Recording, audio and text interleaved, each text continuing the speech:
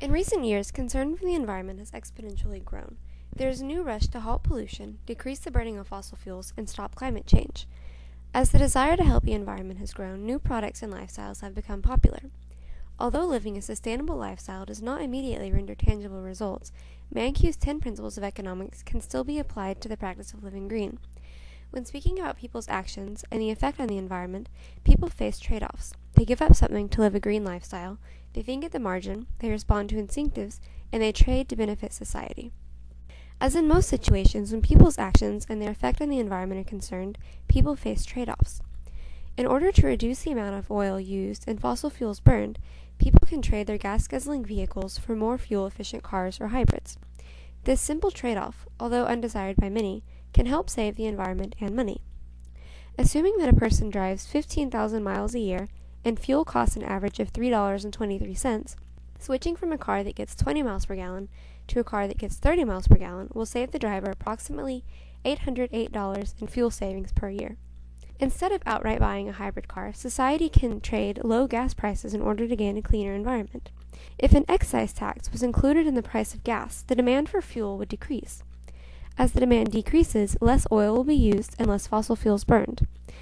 In this situation, people can trade their luxuries for a cleaner, healthier Earth. However, the trade-offs can have a negative effect on people's wallets too. In the short run, it is simply cheaper not to be green. People trade money and resources to buy better cars and to not use plastic bags. In the long run, however, people will usually save money. Over time, the cost of installing solar panels will be recompensated by the money saved on electricity bills, and savings in gas will negate the cost of buying a hybrid car. As in all situations, to live a sustainable lifestyle, one must give up something.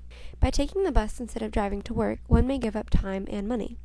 Monthly DART passes cost $50 per month for average citizens.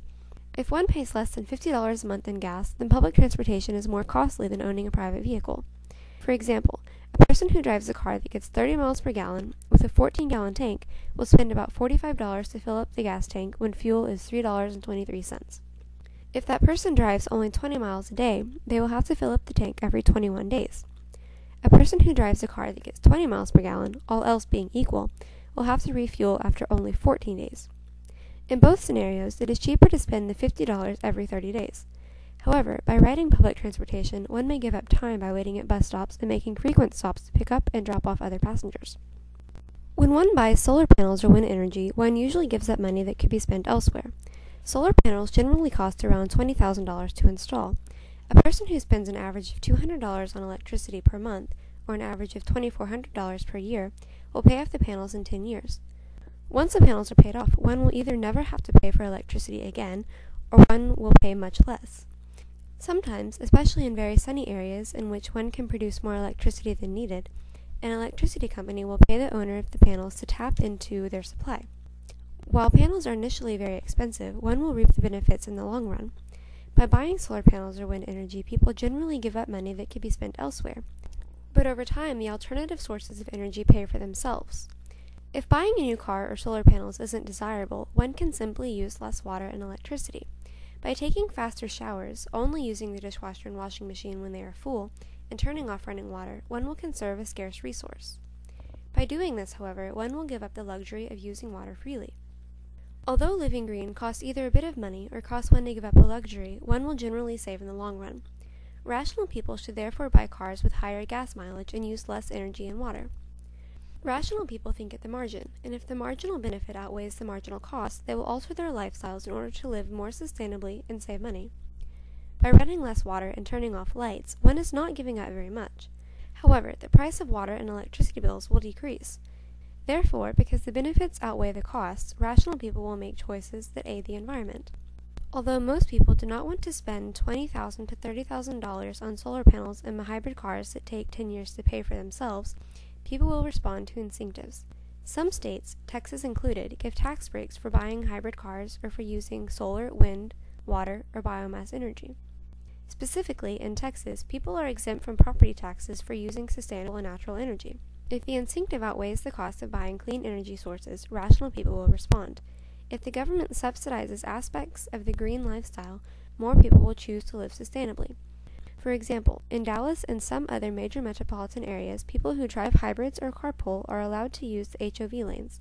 These people do not have to wait in traffic jams, and their mornings are generally less chaotic. In cities that offer HOV lanes, people are given an incentive to carpool, drive hybrids, and ultimately pollute less. Most people would agree that pollution is a negative aspect of society. However, it can be difficult to decide how to efficiently rid society of this negative externality. In the case of pollution, trade can make everyone better off. Companies can trade pollution permits. The Environmental Protection Agency can limit the amount of pollution that a company can produce by distributing pollution permits. Each company is allowed to produce a certain amount. However, companies can trade permits between themselves. If one company pollutes more than another, the polluting company can buy the smaller company's permits, which leaves both companies happy. The larger company is allowed to pollute more, and the smaller company has more money in its coffers.